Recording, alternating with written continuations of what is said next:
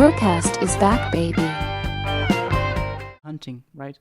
And he said it's impossible because every time that he sees something moving in the sky, he thinks an UFO, and then he looks on his app. I think he downloads some sort of app, and it's a Starlink satellite or the International Space Station. So he gave up because it's extremely hard, right?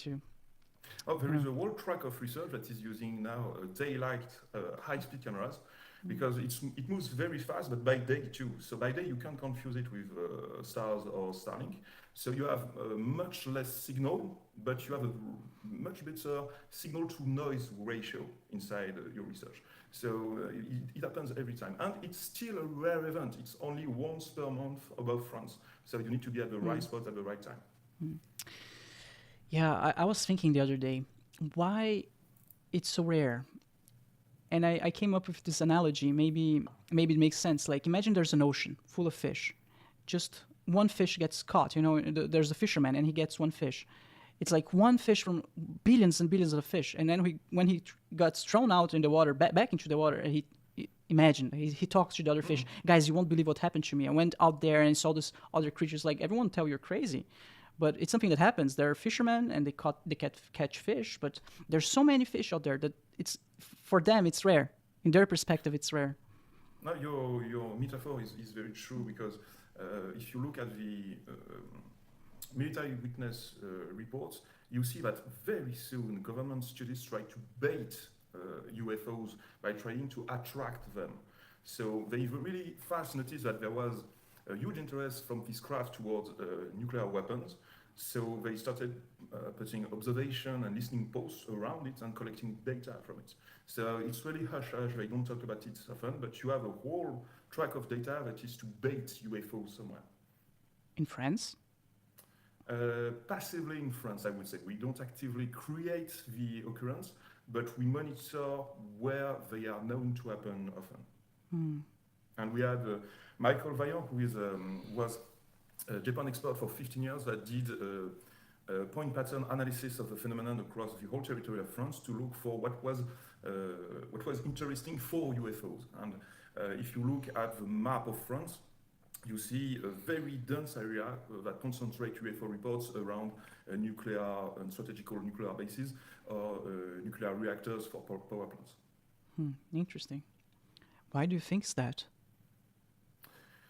The hypothesis that is proposed by Michael Vaillant is that they are monitoring environmental damage and environmental risks. That's why you can also see them often near very highly polluted areas. I see. So one could assume that they care about humanity, care about our planet and trying to preserve it? Not really, because they don't do anything. They didn't prevent nuclear explosions, either Casa Bravo or Nagasaki or Hiroshima or the Russian tests. None of that was forbidden to do. So if you ask intelligence services, it will tell you that they are conducting ISR, it's intelligence, surveillance and reconnaissance. So they are collecting as much data as they can by revealing as little data as they can. Wow. Yeah, that's why it's a big mystery, right?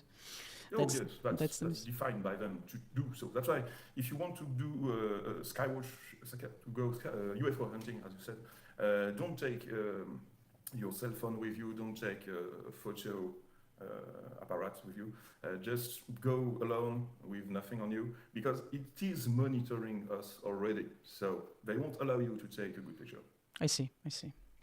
From all of those endeavors or baits that the government laid in front of UFOs in the past, like what kind of results they got from those baits? Like, we know that they are interested on radioactive and pollution, radioactive sites and pollution and stuff like that. But what else beyond that did we learn? So that is what is really strange about that is that they are not monitoring it constantly.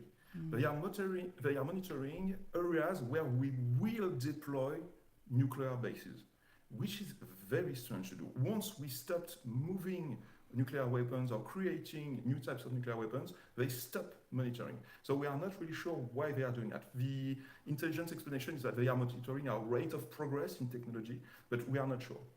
I see. And nuclear technology could be one of those big advancements. Okay. That's so interesting. Wow. So, since they know that we carry cell phones and cameras, how come a couple of them get caught on camera? Because some of them are, right? Very rarely we are building right now a database with my team with all the best UFO pictures we can find, but even then it's really rare. We have some really good pictures that have been vetted as true, but it's really rare to have such a good picture. And even then there is another side of your brain that is realizing that picture is too good to be true because it is something new to your brain. So the first time it happened to me was like I was watching the re-entry for the first time the re-entry of Elon Musk's rockets, and that was landing on the ground, and you could see for the first time a rocket that was thrusting to decelerate and land on the ground, and you could swear it was CGI. It was a true footage, but your brain was saying, that's just an action film, you've seen tons of it in your memory. But it was true footage, so you need to fight that also. So very rarely we have very good pictures that are thought to be recreation because they are too good to be true for many people. Makes sense, makes totally sense. I had the same reaction when I saw the Elon Musk rocket landing. Yeah. It looked like CGI, so... Yeah. So if someone who never seen a UFO, don't even follow the subject, see one in the sky, his brain needs to adapt, right? I guess they have the same reaction. Makes sense.